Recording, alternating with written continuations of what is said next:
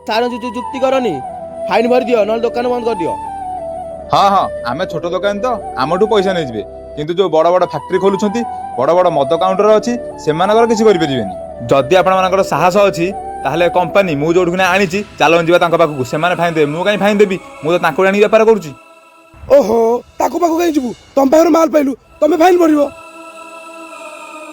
सार पेट आम बेपार करुचु सका आसिलानी जे टंका 50,000 टका बेपार होईची ना नहीं 1,000 टका ना कौट आनी देवी आपण मानू तुम पार पैसा नहीं काउंटर पैसा दियो दुकान गच तुम पार पैसा नहीं।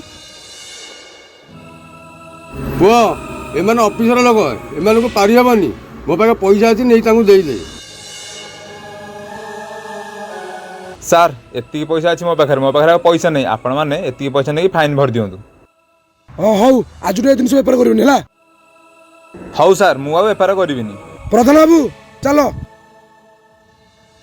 कौन देखिले तो भाई माने आम भाया छोट छोट दोकानी मानू एमाने एमती हईराण करुँच किंतु एठी बड़ बड़ फैक्ट्री मद काउंटर बहुत सारा खोला चली किंतु ता प्रति एमानकर कौन दायित्व ना एठी जो मान पाखे पैसा अच्छी से सब किसी करें जेहेतु आम गरीब एमानक अत्याचार आम उपर एमती चली रहिबो किंतु मोर गोटे अनुरोध आपण मैंने कौन भाई मैंने भी निशा द्रव्य बेपार करंतु नहीं।